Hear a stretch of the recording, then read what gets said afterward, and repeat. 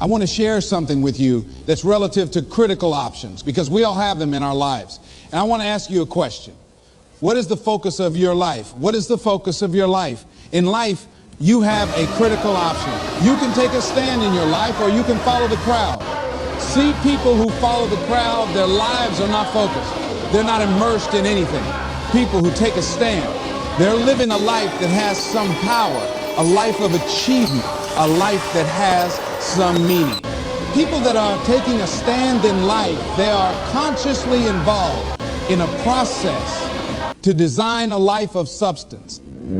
People who are following the crowd, these are people that they're just doing what everybody else is doing. So that's a crowded road over there. They're following the crowd. They're not just following us. I want to talk to you about taking a stand with your life.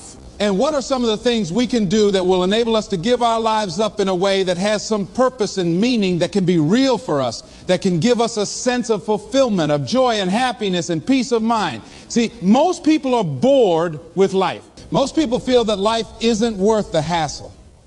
That life is just wearing me out. It's boring. It's monotonous. I have nothing to look forward to. Here we go again, another Monday morning. Thank God it's Friday day. Thank God it's Friday. Here we go again. Oh boy. You see what the man meant by many people die at age 25 and don't get buried until they're 65? Doing the same thing the same way every day. Looking at these faces, just walk around. You got to be aware of these faces. They affect you, you know. Try to stay around pleasant faces, and if you have an unpleasant face, try and smile more. It's good for your health. So looking for a way in which we can begin to give our lives some special power. Number one, commit yourself to giving your best at all times. Now, that's not easy. See, most people, and particularly those who are working in corporations, they're finding now they've got to change their behavior. We're now involved in a world economy. We will never do business the way in which we've done business in the past. We will never be able to, in the American workplace, do just enough to get by. Now the standards have been raised. Quality and productivity has been increased because of the competition. And so now average performance will not be enough. This is a new day. Competition is fierce. So people who just have been locked into a behavior pattern are working just hard enough to keep from getting fired. They're being laid off or forced into early retirement. It's a new game now. So now more than ever, it's about increased productivity. Now more than ever, it's about superior quality service. Now more than ever, it's about creating a positive atmosphere in the workplace. And people that have that competitive age, people that are hungry to make it. So you got to be hungry now. You can't just casually walk around. Well, I'll get to it later on. Oh, no, no. This is a new day right now. Committing yourself to give your best at all times, regardless of the competition to do otherwise, or the influences of negative people that will tell you, look here, don't push yourself too much. Now's the time to push yourself to always get in the habit of giving the best that you have to share. Thinking about a situation where I had to give a lecture out in Los Angeles, California for Xerox Corporation. A part of what I do in my profession is doing corporate training. My passion is doing training with kids. So when I go someplace, I always try and arrange for a community group to have a group of young people together, for me to work with them on a volunteer basis in the evening. So I decided to go into an area of Los Angeles to talk with someone about doing that. And they suggested that I come to speak at a community center right outside Los Angeles at Carson Community Center. And because of the gangs in Los Angeles, one of the young men that was coming there to organize it, and his mother, he had a twin brother. And he took an interest in me because I have a twin. And his twin brother was the victim of a gang ritual. They brought in a new member in a gang, and he had to prove that he was really with them and committed. And his job was just to select anybody at random and kill them. And he did that as this young guy was coming out of a store. So they told me, Mr. Brown, would you come over and talk to the teenagers here? There's a lot of depression and despair and hopelessness, and people feeling powerless about the gangs, and bring with you some handouts and materials so you can do a workshop, and parents will be involved too. Would you be willing to do that? I said, well, I'm doing a full day seminar, and I'm usually just physically exhausted afterwards. How many people you say you're going to have that we guarantee at least 400 to 500 people there? I said, okay, I will come there and work with them and take them through this intensive. It's called Project Respect. How to create a shift in the community. How to get young people engaged in a process of creating positive peer pressure rather than buying into the negative peer pressure. Instruments and techniques of how we can provide ongoing coaching for young people to begin to change how they see themselves and their values and how to resist negative peer pressure. So I came there after working in a seminar, totally exhausted in that Los Angeles traffic. It took over an hour to get there, got there. They only had 7 people. I had an attitude. I said, you had me come all the way from Los Angeles after working all day just to talk to 7 people. You told me over 400 people were going to be aware of the parents. There are only one parent here. My time is valuable. I've got all this material that we've copied to do a workshop. And so I went on and talked to those young people that were in the room, the 7 that were there, and I just gave them a little speech. And then I left, went back to the hotel that night around 3:30 in the morning. The phone rang. The minister that invited me called me, said, Mr. Brown, I got to ask for one of the young men who was there, want to talk to you. He was the brother of the guy that was killed. He'd like to talk to you. He's been here for over an hour. And I told him, please don't call you. But he insisted. Would you please talk to him for a moment? I said, yes. Put him on the phone. Kenyatta, what can I do for you? He said, Mr. Brown, I listened to your tapes for a long time. I've grown to love you and admire you. Among the things that I heard on your tapes, that you said you must deal with circumstances such as you find them. You came in this evening, and I admit, no, we did not have the numbers that you asked for. No, we did not deliver as we had promised we would. But we were looking for you, the motivator, to give us some hope. We were depressed, and we don't know what to do. We were looking for some direction. And you were so caught up in pouting with your ego because we didn't have the place for you to give us your best part of what won't let us grow in life is, number 1, we identify when we get feedback. We start taking it personal. Number 2, we start to justify. So I became defensive and I said, wait a minute. I worked all day. I didn't charge y'all a quarter for this.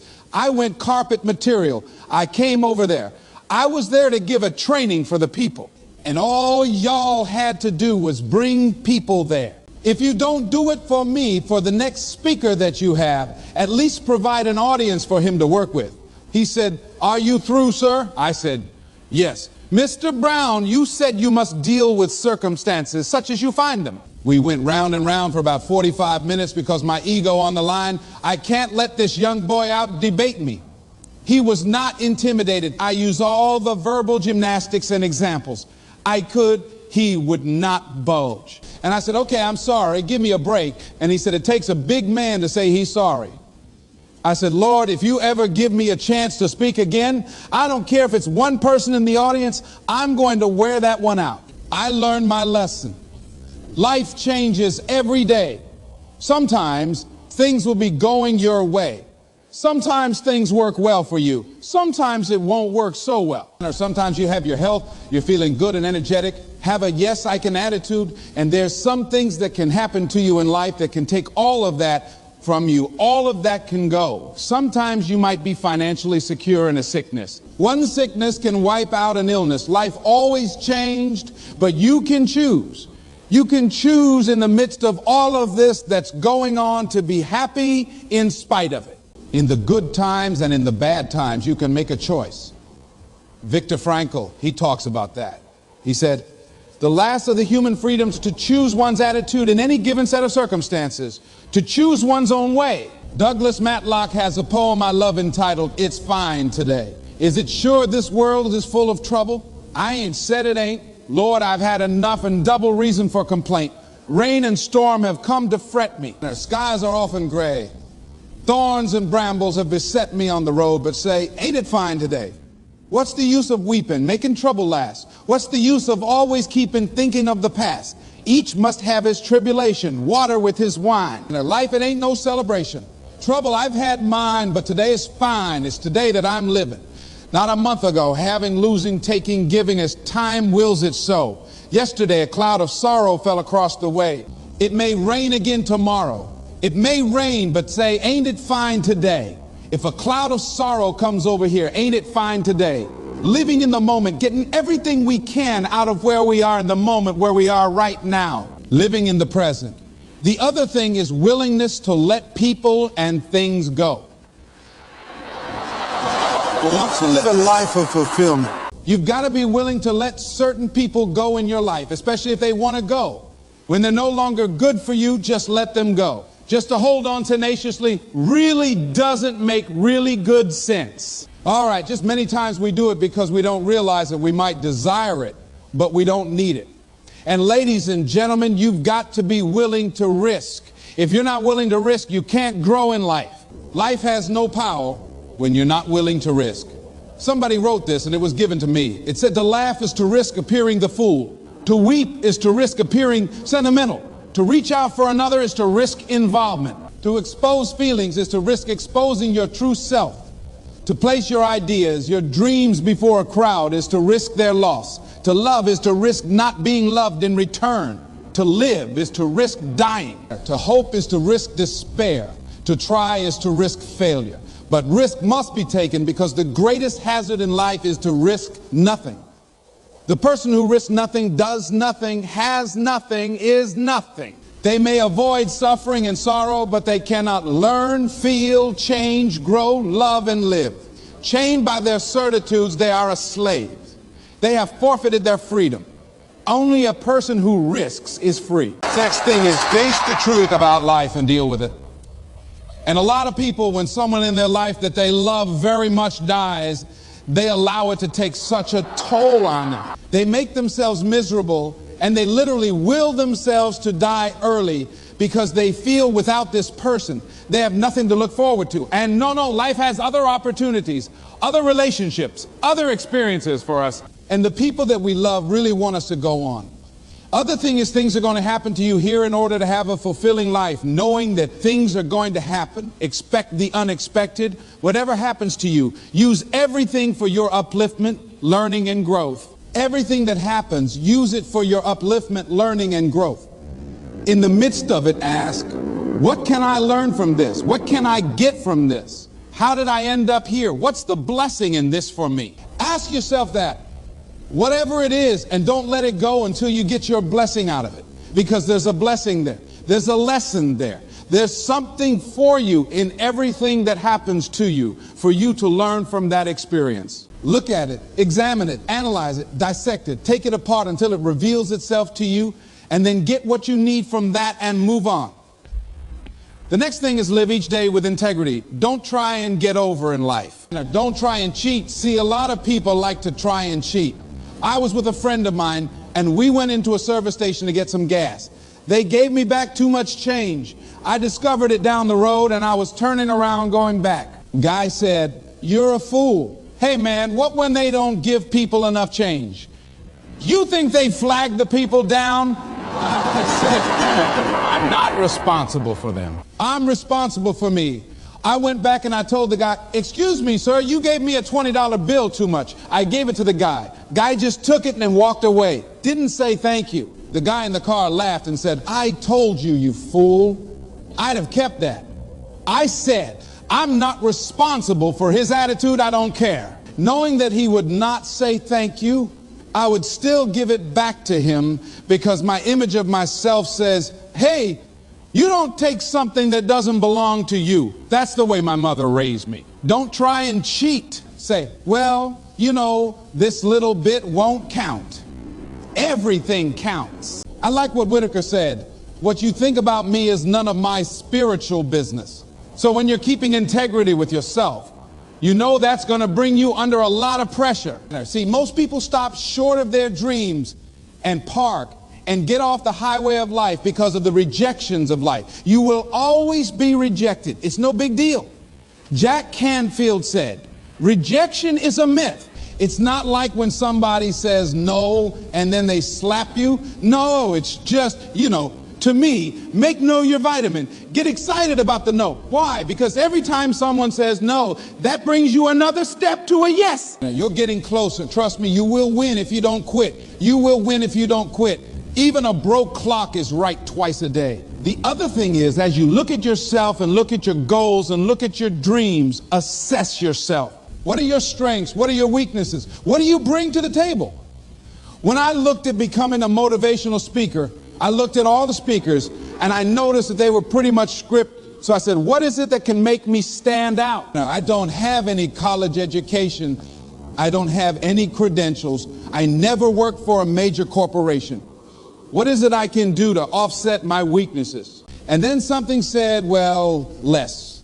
And this is very important. Mr. Washington, Mr. Brown. Yes, sir. What do you want to do with your life? I want to become successful. Good. He said, you must be willing to do the things a day others won't do in order to have the things tomorrow others won't have. That's why you said you have something special. See, very few people go to seminars and workshops. They'll go to a concert. But showing up to get something that could expand their minds and help them to begin to see their lives differently, to give them a larger vision of themselves. They'll be too busy, or they say, well, how much does it cost? Well, information costs, but it pays for itself. Here's the other thing is, ladies and gentlemen, let's say it's me. Yeah. See, it's possible. You can live your dream. It's necessary that you have the mindset that I'm going to do this, but you've got to take ownership. You've got to decide, hey, I'm going to do this.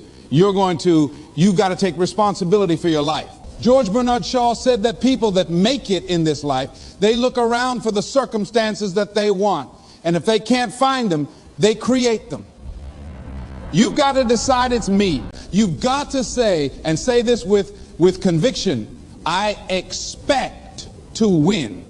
Whatever it is that you want to do, ladies and gentlemen, here's something that's very key for you. There must be on your part a willingness to do what is required. A willingness. If there are 75 things to do to achieve your goal, if there's one thing on that list of 75 that you're not willing to do, I guarantee you that's the first thing that will come up for you and will kick your butt. See, I always wanted to be a speaker and a trainer. I wanted to make an indelible impact in the training industry, but I didn't want to be a businessman. I'm a first-generation entrepreneur in my family. Because I was told I was dumb and stupid most of my life, I unconsciously developed a tremendous phobia about paper. If you say, let's write me a speech, I automatically become nervous. I can't write you a speech, but I can give you a speech, but I can't write you one. I can't tell you the principles of speaking and what it takes, but I can demonstrate it for you. I can show you how to speak, but I can't give you a written explanation for it. I'm not smart like my sister who graduated from the University of Miami, but I have people on my staff with her education that work for me. But I can't write stuff that they write because that's not my area of strength. So I had a fear. I felt I could not operate a business, and so I wanted to hire a consultant to take care of the details. I had given this consultant power of attorney to sign checks and handle my business. I called my consultant and said, listen, I've thought about this. It's time for me to grow. I've got to be willing to handle my own business. I want to meet with you. I need to develop a working knowledge of this. I've got to stop running from this. I've got to learn, admit my ignorance, and decide it doesn't have to be like this for me. To make a long story short, my consultant canceled 14 meetings with me, and when I finally got my books back and have not seen my consultant to this day, I knew why. That thousands of funds have been embezzled from my account. Now, whatever happened in our lives, we allow it, we permit it, and we promote it. So it's just an education as my career is going up. Not coming down, but it's going up. It was just a tuition I had to pay in the universe because I wasn't willing to learn. I wasn't willing to do that. Now, here's something else that's fascinating. I said, okay, see, if you're not willing to grow in life, life will kick your butt until you surrender. So I said, okay, I'm willing to learn. And here's what I discovered. It's not as hard as I thought it would be. It has blown my mind. I've been running from things that I consider difficult, and if I had known it was this simple, I'd have been doing it long before. But I wasn't willing to grow. I wasn't willing. I didn't have the willingness to do everything that was required, and therefore it kicked my butt. So you've got to decide to grow. See, most people won't try and grow. Well, why wasn't I willing to do that, ladies and gentlemen? Because I didn't want to fail. I didn't want to look stupid. I didn't want to admit the fact that I didn't know something. 85% of people in life allow their fear of failure to outweigh their desire to succeed. See, If you know how to do something right, well, it only makes sense to do it right. But see, I wasn't willing to be a businessman badly. Now, see, if you want to make it in life, here's how you can begin to make your goal, ladies and gentlemen. Decide to make your life a great experiment.